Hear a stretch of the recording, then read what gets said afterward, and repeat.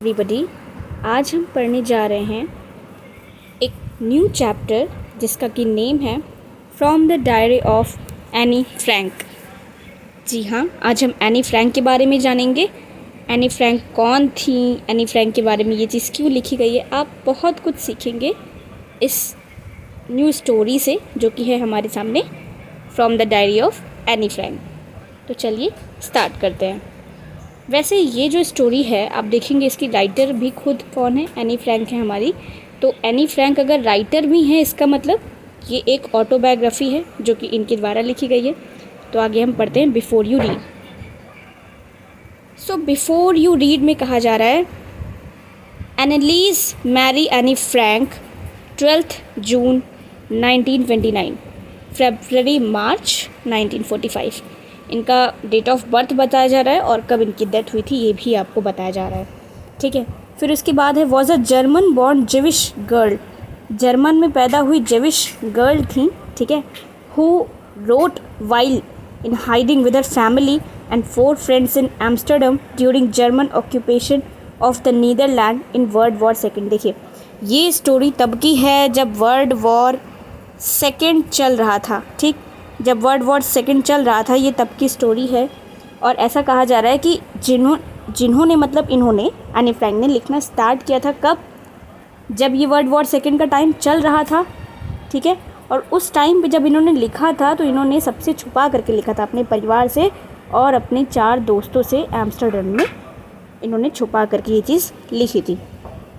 आगे कहा जा रहा है हर family had moved to Amsterdam after the Nazis gained power in Germany but were trapped when the Nazi occupation extended into the Netherlands। देखिए क्या होता है कि वर्ल्ड वॉर सेकेंड के टाइम पर जब नाजीज़ आप जानते हैं नाजी किसकी आर्मी थी, हिटलर की आर्मी थी। तो जब इन्होंने पावर गेन कर ली थी जर्मनी में तब इनकी फैमिली को मतलब एनी फ्रैंक की फैमिली को शिफ्ट होना पड़ा था। ठीक है, ये दूसरी जगह इनको शिफ्ट होना पड़ा था। कहाँ पर? एम्स्टर्डम में शिफ्ट होना पड़ा था। और ऐसा कहा जा रहा है कि लेकिन जब नाजीज़ नीदरलैंड्स में भी एक्सटेंड हो गए मतलब उनकी पावर्स जब वहाँ तक आ गई, ठीक, तब उसके बाद देवर ट्रैप्ड मतलब उनको पकड़ लिया गया था। As persecutions against the Jewish population increased the family went hiding in July 1942। ऐसा कहा जा रहा है कि जब परसिक्यूशंस इंक्रीज़ हो गए, परसिक्यूशन का मतलब क्या होता है?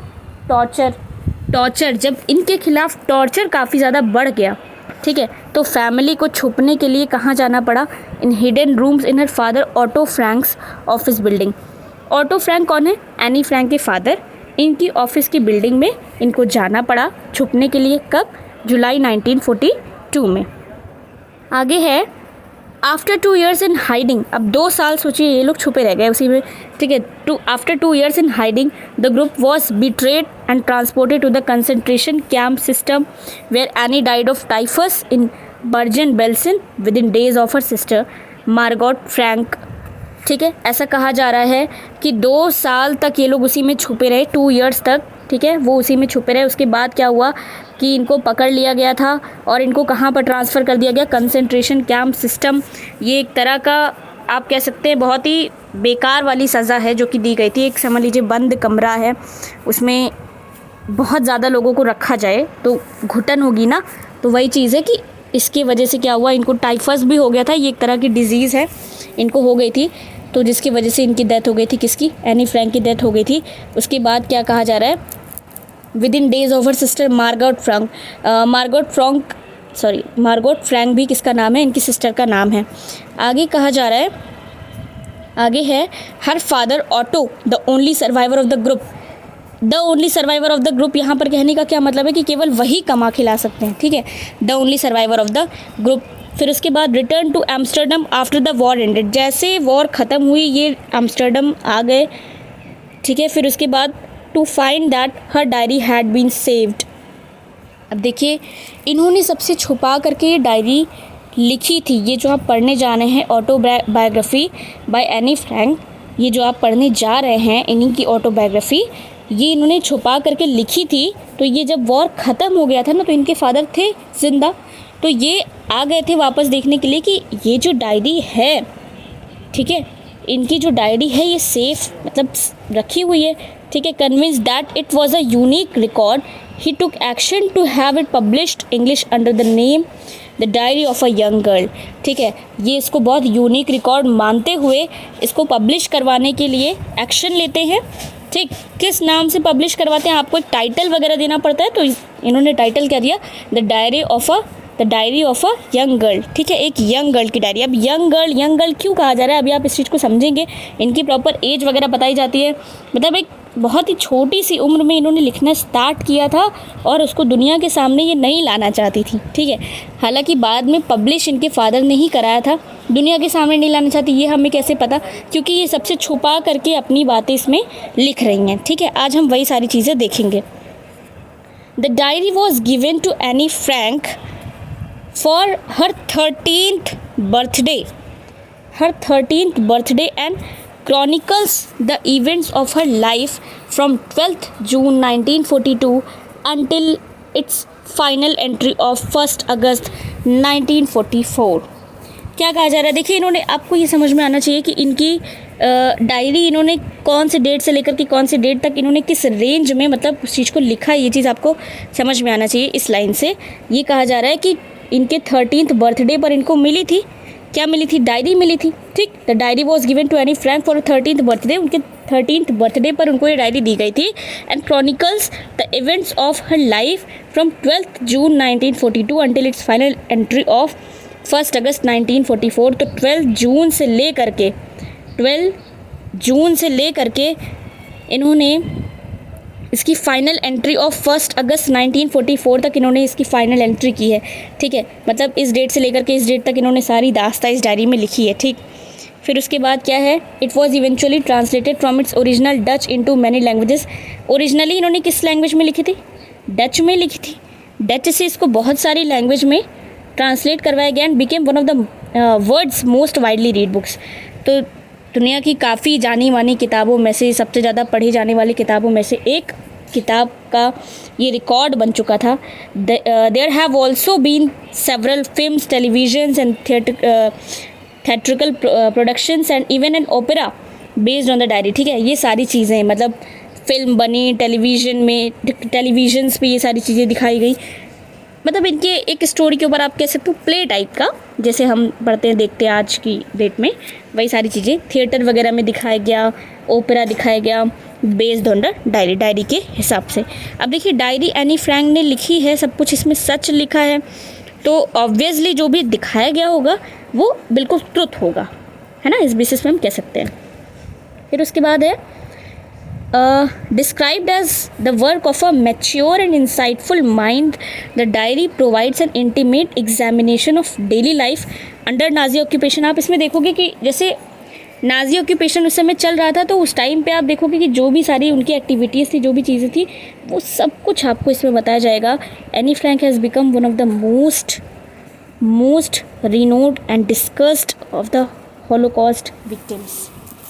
तो आप देखोगे कि एनी फ्रैंक जैसे आज के राइटर्स को हम देखते हैं कि उनकी जो भी अच्छे राइटर्स हैं, हम उनकी किताबें पढ़ते हैं, जैसे वो बहुत फेमस है ना, वैसे ये छोटी सी बच्ची जो कि बहुत ही कम उम्र में जिसकी डेथ हो गई थी, ठीक है, तो आप देखोगे ये चीज़ कि ये भी बहुत ज़्यादा फेमस हुई आगे चल के, ठीक। भले ही डेथ के बाद फेमस हुई, पर ये बहुत ज़्यादा फेमस हुई, इनकी डायरीज़ बहुत पढ़ी गई, लोगों ने इसको बहुत अहमियत दी, ठीक है। अब हम देखते हैं स्टोरी में क्या है, okay. So here we are beginning the story. We have writing in a diary is really a strange experience for someone like me. ये कौन कहता है? Anne Frank. एनी फ्रैंक कहती हैं कि डायरी में लिखना एक बहुत ही स्ट्रेंज एक्सपीरियंस है। स्ट्रेंज एक्सपीरियंस का मतलब क्या होता है? एक अजीब सा कुछ बर्ताव होना for someone like me, not because I have never written anything before, इसलिए नहीं कि मैंने कभी कुछ लिखा नहीं, but also because it seems to me that later on neither I nor anyone else will interested in the musings of a 13-year-old schoolgirl. इसका मतलब इन्होंने 13 की एज में ही लिखना स्टार्ट कर दिया था, और ऐसा कहा जाता है कि मतलब 13 की एज में इन्होंने अब स्टार्ट कर दिया। अब 13-year गर्ल्स के क्या ही थॉट रहेंगे इसमें, किसको क्या इंटरेस्ट। तो यही वो बोल रही हैं कि मेरी जैसी 13 ईयर ओल्ड गर्ल के जो थॉट्स होंगे उसको पढ़ने में किसी को खास इंटरेस्ट तो होगा नहीं ना। मेरी जैसी स्कूल गर्ल को रीड करने में किसी का कोई खास इंटरेस्ट नहीं होगा। ओह वेल, इट डजेंट मैटर। अरे ये कोई मैटर नहीं करता, ठीक है, इससे मुझे कोई मतलब नहीं है। I feel like writing and I have an even greater need to get all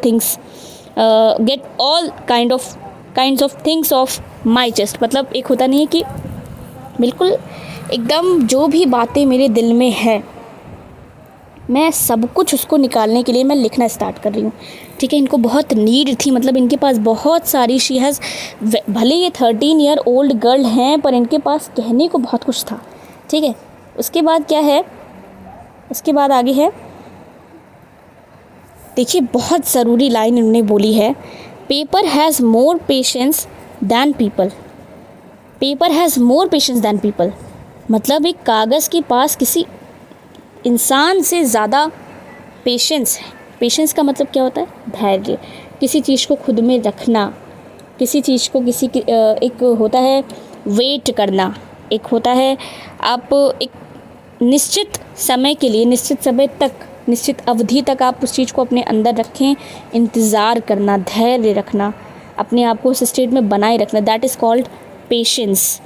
I thought of this saying one of those days when I was feeling little depressed. जब इन्होंने डिप्रेस काफ़ी ज़्यादा फील किया ना, तब इस चीज़ों को इन्होंने सोचा, तब ये थॉट इनके अंदर आया। Was sitting at home with my chin in my hands, जैसे हम गाल पे हाथ रख के ऐसे करके बैठते हैं, तो वैसे ये बैठी हुई थी, काफ़ी ज़्यादा बोर्ड थी, लिस्टलेस का मतलब क्या होता है, एक आलसी टाइप का फील करना है ना, आलस जैसा फील करना। तो ये अपने घर में जब बैठी हुई थी ऐसे अपने गाल पर हाथ रख के, wondering whether to stay in or go out, सोच रही थी कि यहीं रहें कि कहीं बाहर चले जाएं। I finally stayed where I was brooding. अब ब्रूडिंग का मतलब क्या होता है, थिंकिंग सीरियसली, या फिर इसको आप ऐसे समझ सकते हो कि जब हम किसी गहरी सोच में पड़े होते हैं ना, that is called brooding. So I finally stayed where I was brooding. Yes, paper does have more patience and since I am not planning to let anyone else read this stiff backed notebook grandly refer to as diary. देखिए क्या कह रही हैं Anne Frank. इन्होंने बोला कि हाँ, paper के पास तो बहुत ही ज़्यादा पेशेंस होता है, किसी एक आदमी से काफ़ी ज़्यादा पेशेंस होता है एक पेपर में, और क्योंकि मैं प्लान ही नहीं कर रही हूँ इसको कोई और रीड करे, जो कि ये जो स्टिफ बैग्ड नोटबुक है जिसको कि डायरी कहा जाता है, unless I should ever find a real friend, जब तक कि मुझे कोई एक रियल फ्रेंड नहीं मिल जाती, it probably won't make a bit of difference. ठीक है, मतलब इनके पास कोई था नहीं बातें करने के लिए, अपनी बातें बताने के लिए, अपनी बातें किसी से शेयर करने के लिए, तो ये कहती हैं कि मैं पेपर को ही सारी बातें कहूँगी, क्योंकि पेपर के पास ज़्यादा पेशेंस होता है किसी इंसान से, और ये मैं तब तक ऐसा करूँगी जब तक कि मुझे कोई एक अपना रियल फ्रेंड नहीं मिल जाता, और जब तक नहीं मिलेगा तब तक मेरे इस व्यवहार में कोई भी अंतर नहीं आएगा। Now I am back to the point that prompted me to keep a diary in the first place, I don't have a friend.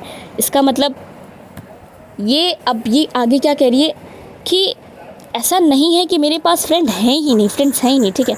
उसके बाद ऐसा क्या बोल रही हैं आगे देखते हैं। Let me put it more clearly, कि मैं इसको बहुत ज़्यादा और क्लियरली बताना चाहूँगी। Since no one will believe me that a 13 year old girl is completely alone in the world, क्योंकि कोई भी इस बात पर विश्वास नहीं करेगा कि 13 साल की लड़की is completely alone in this world, ठीक है। बहुत ज़्यादा अलोन है, बहुत ज़्यादा अकेली है इस पूरे संसार में, एंड आई एम नॉट, और ऐसा है भी नहीं। I have loving parents and a 16 year old sister, and there are about 30 people I can call friends, ठीक है। ऐसा ये बोल रही हैं कि एक 13 साल की लड़की को कोई भी नहीं सोचेगा कि वो अलोन भी हो सकती है इस पूरे के पूरे वर्ल्ड में, क्योंकि उसके पास एक लविंग पेरेंट्स भी हैं, 16 ईयर सिस्टर भी है, और कम से कम 30 लोग ऐसे हैं कि जिसको वो फ्रेंड कह सकती हैं। उसके बाद I have a family, loving aunts and a good home, ठीक है। इनके पास फैमिली है, लविंग आंट्स हैं, इनके पास अच्छा घर है। No, on the surface I seem to have everything except my one true friend. बस इनके पास एक चीज़ की कमी है, that is one true friend, ठीक, ये इनके पास नहीं है। All I think about when I am with friends is having a good time. बस ये सिर्फ यही सोचा करती हैं कि जब भी फ्रेंड्स के साथ होती हैं और उनका एक अच्छा टाइम जब भी रहा होगा, तो ये सारी चीज़ों के बारे में सोचती हैं। I can't bring myself to talk about anything but ordinary everyday things. मैं इस बारे में नहीं बता सकती, मतलब एक I can bring myself to talk about anything. ये किसी भी चीज़ के बारे में नहीं बात कर सकती ना, बट ऑर्डिनरी जो डेली थिंग्स होती हैं वही सारी चीज़ों के बारे में बात कर सकती हैं। We don't seem to be able to get any closer and that's the problem. We don't seem to be able to get any closer, ठीक है, किसी से भी ये बहुत ज़्यादा क्लोज नहीं हो पाती और यही इनकी प्रॉब्लम है। May be it's my fault that we don't confide in each other. हो सकता है कि ये मेरी अपनी प्रॉब्लम हो कि मैं बहुत ज़्यादा किसी से पर्सनल नहीं हो पाती, to tell personal things privately to a person that one trust. जैसे किसी को अपना ट्रस्ट नहीं मान पाती, ट्रस्ट ही नहीं मान पाती, विश्वास नहीं रख पाती। जो भी इनके फ्रेंड्स हैं जिनके साथ इन्होंने गुड टाइम स्पेंड किया है उनसे बहुत ज़्यादा क्लोज नहीं हो पाती, अपनी प्रॉब्लम्स को नहीं कह पाती, या जो कुछ भी इनके हार्ट में है ये उन सारी चीज़ों को शेयर नहीं कर पाती। ये कह रही हैं कि हो सकता है कि ये मेरी ही अपनी प्रॉब्लम हो, मेरा ही अपना फॉल्ट हो, ठीक है। फिर उसके बाद may B it's my fault that we don't confide it, ये हो गया। In any case that's just how things are, ठीक है। एक जस्ट होता नहीं कि हाँ चीज़ें कैसी चल रही हैं, unfortunately they are not liable to change. और ऐसी चीज़ें कैसी चल रही हैं और अब वो चेंज होने के उस पर भी नहीं है। मतलब एक जैसे मान लीजिए कि आपकी लाइफ में कोई एक ऐसा टेंशन चल रहा हो, टेंशन नहीं कह सकते, जस्ट अभी तो you are a student and we can say that you have a study pressure. अगर आपके पास कुछ ऐसा चल रहा है और कुछ ऐसी आपकी प्रॉब्लम है, लाइक एनीथिंग, जैसे कि टाइम ना मैनेज हो पाना, सब्जेक्ट ना मैनेज हो पाना, ये सारी चीज़ें, तो आप किसी से ये चीज़ कहना चाहें और आपके पास एक ट्रू फ्रेंड नहीं है ना, तो कुछ ऐसी ही प्रॉब्लम इनके पास है जो ये कहना चाहती हैं पर इनके पास कोई भी है नहीं, ठीक है। फिर उसके बाद this is why I have started diary. इसको आपको याद रखना है कि एनी फ्रैंक ने क्यों लिखना स्टार्ट किया, ये उनके रीज़न्स थे अभी तक जो आपके सामने अभी मैंने बताए। To enhance the image of this long awaited friend in my imagination, I don't want to jot down the facts in this diary the way most people would do, but I want the diary to be my friend and I am going to call this friend Kitty। देखिए ये कह रही हैं कि मैं अपनी imagination को भाई बहुत ज़्यादा इन्हांस तो नहीं करूँगी कि भाई एक होता नहीं कि बिल्कुल डायरी को एकदम बहुत ज़्यादा एक अलग सा रूप दे देना। अलग सा रूप देने का मतलब क्या है, कुछ लोग डायरी लिखते हैं तो उसमें वो चीज़ें लिखेंगे जो एग्जैक्टली होती है और कुछ लिखेंगे एकदम जो आइडियल टाइप की चीज़ें होती हैं कि लाइक ये हुआ फिर ये हुआ, वो मैं नहीं करने वाली यहाँ पर। मैं इस डायरी को ही अपना फ्रेंड मान करके और इसमें सारी चीज़ें मैं कह दूँगी और इस फ्रेंड का नाम मैं क्या रखूँगी, किटी रखूँगी, ओके। आगे बढ़ते हैं। ये कहती हैं कि since no one would understand a word of my stories to Kitty if I were to plunge right in, I had better provide a brief sketch of my life much as I dislike doing so. ठीक है, तो ये कह रही है कि no one would understand a word of my stories to Kitty. जो भी मैंने किटी को बातें कही है कोई भी नहीं समझेगा if I were to plunge right in. अगर मैं सीधा ऐसे घुस जाऊँगी ना सीधा घुस जाने का मतलब क्या है कि मैं ना बताऊँ कि मेरे फैमिली में कौन कौन है, ठीक है, मेरा नेम क्या है, मैं कौन हूँ, मैं कहाँ की हूँ, अगर मैं ये सारी चीज़ें ना बताऊँ, सीधा अपनी बस स्टोरी स्टार्ट कर दूँ और एक अपने बारे में ब्रीफ स्केच दे दूँ। ब्रीफ स्केच देने का मतलब क्या होता है, लाइक अपने बारे में बताना, अपना नेचर क्या है, क्या चीज़ें पसंद हैं, क्या नापसंद है, ये सारी चीज़ें बताना। अगर मैं ये सब चीज़ें बता दूँ जो कि मुझे पसंद भी नहीं है बताना, ठीक है, ये डिसलाइक भी करती हैं इन सारी चीज़ों को बताना, तो एकदम से किसी को ना कुछ समझ में भी नहीं आएगा। तो ये अब बताना स्टार्ट कर रही हैं। माई फादर, ठीक है, मेरे फादर कैसे हैं, द मोस्ट एडोरेबल फादर, बहुत ही ज़्यादा एडोरेबल फादर हैं, ठीक है, बहुत ज़्यादा एडोरेबल, बहुत अच्छे फादर हैं, ठीक है, बहुत ज़्यादा ज़िम्मेदार हैं, बहुत अच्छे फादर हैं मेरे।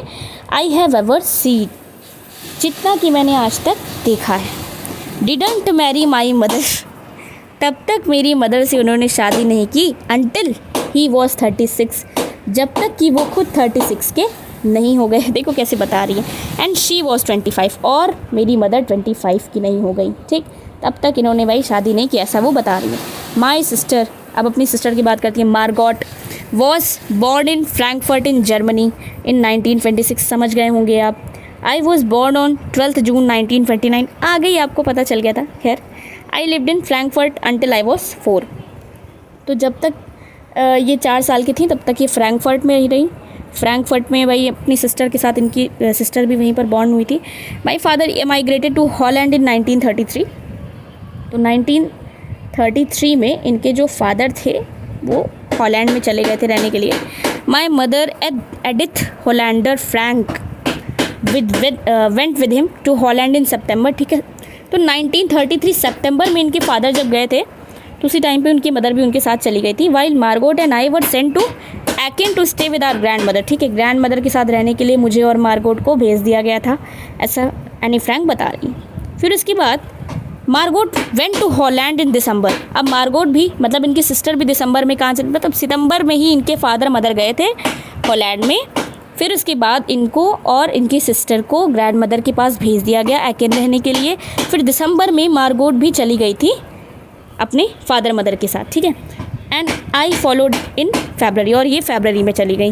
When I was plunked down on the table as a birthday present for Margot. ठीक है, तो मार्गोट का बर्थडे था उस टाइम पे, ठीक फेबररी में। तो जब मार्गोट का बर्थडे था तो इनको एज अ बर्थडे प्रेजेंट इनको टेबल पर रख दिया गया था। ठीक, ऐसा ये कह रही हैं। कितने मतलब इंटरेस्ट के साथ, कितने ज़्यादा एक अच्छे वे में लिख रही है ना, एकदम खुश कर दे रही है बिल्कुल। और कहती हैं कि इंटरेस्ट ही नहीं आएगा किसी को पढ़ने में ना। आगे पढ़ते हैं। I started right away at the Montessori nursery school. ठीक है, तो ये बता रही है कि इन्होंने कब से अपना स्टार्ट किया फर्स्ट एजुकेशन जो हम लेते हैं नर्सरी, LKG, UKG, ये सारी चीज़ें। I stayed there until I was 6। जब तक ये 6 साल की हुई तब तक वो वहाँ पर पढ़ाई कर रही थी। At which time I started in the first form. ठीक, वही चीज़ है। In the 6th form my teacher was Mrs Kuperus, जो कि हेड मिस्ट्रेस थी। At the end of the year we were both in tears. ठीक है, दोनों की आंखों में आंसू थे। ठीक है, we said a heartbreaking farewell. ठीक है, हम एक विदाई लेते हैं एक दूसरे से। फिर उसके बाद इन द समर ऑफ 1941 की गर्मी के मौसम में ग्रैंड मदर की तबीयत ख़राब हो जाती है और उनको एक ऑपरेशन उनका होता है। And so my birthday passed with little celebration. इस वजह से इनकी जो सेलिब्रेशन होती है इनके बर्थडे की वो बहुत ज़्यादा नहीं होती, क्योंकि घर में कोई बीमार है तो हम ऐसा नहीं कर सकते, राइट। और नहीं भी कर सकते, अच्छा भी नहीं लगता, एक खुशी नहीं होती है खुद को, है ना। तो जनवरी 1942 में इनकी ग्रैंड माँ की डेथ हो जाती है। किसी को नहीं पता कि मैं अभी भी उनके बारे में कितना सोचती हूँ और उनसे कितना ज़्यादा प्यार करती हूँ। This birthday celebration in 1942 was intended to make up for the other and grandma's candle was light along with the rest. ठीक है, ये अपनी फीलिंग्स वही अपने ग्रैंड माँ के प्रति शेयर कर रही हैं कि बहुत ये जो बर्थडे सेलिब्रेशन था ये किस लिए किया गया था, was intended to make up for the other. एक हम आपस में हमें जोड़ने के लिए किया गया था। आप समझ सकते हो कि जैसे उनके ग्रैंड माँ की डेथ हो गई थी तो अपने ग्रैंड माँ को याद करी थी बाय दैट बर्थडे सेलिब्रेशन। जो कैंडल थी जो उन्होंने लाइट की थी तब, जिसको उन्होंने जलाया था, तो वो अपनी ग्रैंड माँ को याद करती हैं जो कि अब सिर्फ रेस्ट में रह गई हैं। ठीक है, आगे कहा जाता है कि the 4 of us are still doing well. तो हम चारों अभी भी बढ़िया चल रहे हैं, ठीक ठाक। And that brings me to the present date of 20 June 1942। अब डेट आपकी पहुंच चुकी है 20 जून। ओके, अभी तक ये अपने बर्थडे की बात करी थी, बर्थडे इनका 12 जून को था। अब ये बात कर रही हैं कि अब 20 जून आ चुका है। And the solemn dedication of my diary.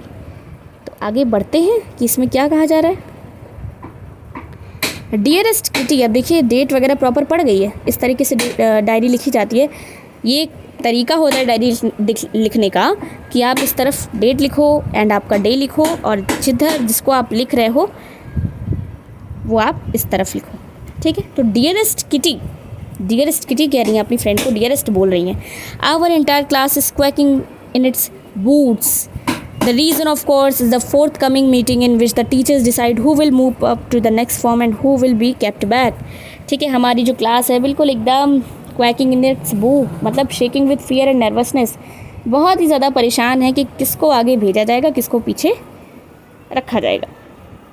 आगे कहा जा रहा है half the class is making bets. अच्छा, आधे से ज़्यादा तो मतलब बेट ही लगा रहे हैं। ठीक है, बेट क्या लगाते हैं, GN and I laugh ourselves silly at the 2 boys behind us. तो एक कोई GN है और ये हैं, ये दोनों हंस रहे हैं कि जो दोनों पीछे बॉयज़ हैं उनके ऊपर हंस रहे हैं। तो उन दोनों बॉयज़ का नाम क्या है, सियन एंड जैकिस, ठीक है। Who have stacked their entire holiday savings on their bed. तो उन्होंने अपने हॉलीडे सेविंग्स, मतलब छुट्टियों के दौरान जो भी उन्होंने सेविंग्स की थी, उस सारी सेविंग्स को यूज़ कर दिया अपनी बेट लगाने के लिए, ठीक है। From morning to night it's you are going to pass, no I am not, yes you are, no I am not, even G's reading glances in my angry outburst can't calm them down, ठीक है। तो मतलब क्या है कि GS जो है वो उन सबसे प्लीड कर रहा है। एक जैसे होता नहीं कि आप किसी से आलोचना करो, आप किसी को प्यार से एकदम आराम से समझाओगे, अरे भाई ऐसा कुछ मत करो, मत करो, मत करो, मत करो। और इनका गुस्से वाला व्यवहार था एनी फ्रैंक का, ठीक है। तो कहने का मतलब है कि जीएस का पोलाइटनेस और इनकी एंग्री बिहेवियर दोनों ही उन दोनों को शांत नहीं कर पा रहे हैं। If you ask me, there are so many dummies that about a quarter of the class should be kept back, but teachers are the most unpredictable creature on earth। तो ये क्या कह रही हैं कि अगर आप मुझसे पूछोगे ना, मतलब अगर आप मुझसे पूछोगे तो मेरे according quarter of the class, quarter का मतलब 1/4 of the class should be kept back, इन सबको पीछे कर देना चाहिए, ठीक है। 1/4 ऑफ द क्लास को पीछे कर देना चाहिए, ऐसा ये बोल रही हैं। ओके फिर उसके बाद क्या कहा जा रहा है कि ऐसा क्यों करना चाहिए ये तो मत पूछो, लेकिन एक मैं ये कह रही हूँ कि टीचर्स जो होते हैं ना, काफ़ी ज़्यादा अनप्रेडिक्टेबल क्रिएचर होते हैं अर्थ पर। अनप्रेडिक्टेबल मतलब कब क्या कर जाएं कुछ पता ही नहीं है, तो ऐसा ये बोल रही है, ठीक है। अब ये उनके थॉट्स हैं, देखते हैं क्या है। आई am not so worried about my girl friends and my self, ठीक है। मैं अपने फ्रेंड्स को लेकर के और ख़ुद को लेकर के बहुत ज़्यादा परेशान नहीं हूँ। वी विल मेक इट, हम तो कर ही लेंगे। The only subject I am not sure about is maths. देखिए आ गई बात, तो केवल ये मैथ्स की वजह से श्योर नहीं है। Anyway all we can do is wait, हम सिर्फ वेट कर सकते हैं। Until then we keep telling each other not to lose heart, तब तक हम एक दूसरे को बता सकते हैं कि उम्मीद नहीं छोड़नी है। I get along pretty well with my all teachers, there are 9 of them. तो ये क्या कह रही हैं कि मैं I get along pretty well with all my teachers, तो मेरा भाई सारे टीचर्स के साथ मेरा काफ़ी अच्छे से गया, सब कुछ अच्छे से हुआ। There are 9 of them, 7 man and 2 women. तो इनके पास टोटल इनके स्कूल में कितने टीचर्स हैं, 9 टीचर हैं, 7 मैन हैं, 2 वुमेन हैं। Mister Keesing the old fogey who teachers maths, तो मैथ्स के टीचर कौन है, मिस्टर कीजिंग है, ठीक है। Was annoyed with me for ages because I talk so much. तो ये इनको काफ़ी ज़्यादा एनॉय करते हैं, परेशान करते हैं, क्योंकि ये बहुत ज़्यादा बातें करती हैं, ठीक है। After several warnings he assigned me extra homework and essay on the subject a chatterbox. What can you write about that? I had worry about that later. I decided. I jotted down the little in my notebook, tucked it in my bag and tried to keep quiet. ठीक है। तो जो इनके थे maths के teacher mister Keesing, ये इनको बहुत ज़्यादा वार्निंग्स भी देते थे और इवन इनको एक्स्ट्रा होमवर्क भी देते थे। और एक्स्ट्रा होमवर्क में एक बार इन्होंने क्या किया कि एक ऐसे लिखने को दिया, टॉपिक क्या था, चैटर बॉक्स, ठीक है।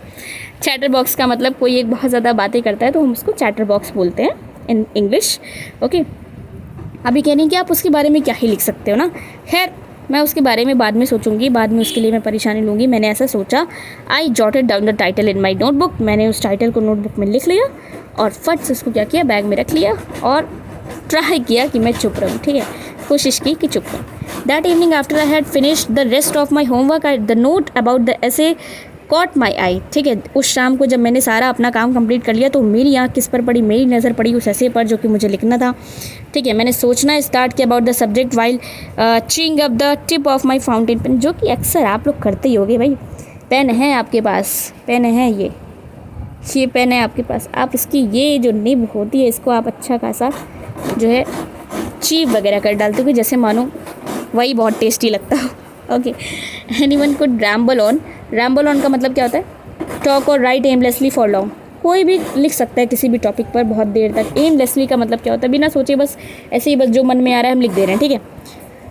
And leave big spaces between the words, तो जैसे मान लीजिए आपको लिखने का मन नहीं है तो आप भी ऐसा करते होंगे, वैसे मैंने भी ऐसा किया है कई बार, इसमें कोई बहुत बड़ी चीज़ नहीं है। जैसे मान लीजिए कि मैम ने राइटिंग लिखने को दिया कि भाई 1 पेज राइटिंग लिख करके लाओ, तो ज़्यादा लिखने का मन नहीं है, एक शब्द यहाँ, दूसरा यहाँ, तीसरा यहाँ, ठीक है। मतलब ये मैंने काफ़ी बड़ा बना दिया है। गैप की मैं बात करी हूँ कि गैप अच्छे खासे रहते हैं, ठीक है। भाई एक एक लाइन में 3 से 4 से ज़्यादा शब्द नहीं आएंगे बस, तो इतना लिखना होता था। But trick was to come up with convincing arguments to prove the necessity of talking. लेकिन भाई इनको ये नहीं करना था, इनको तो प्रॉपर एकदम मतलब दिखाना है कि बोलना कितना ज़रूरी है ना, प्रॉपर आर्ग्यूमेंट्स के साथ। तो मैंने सोचा और फिर मेरे पास एक आइडिया आया।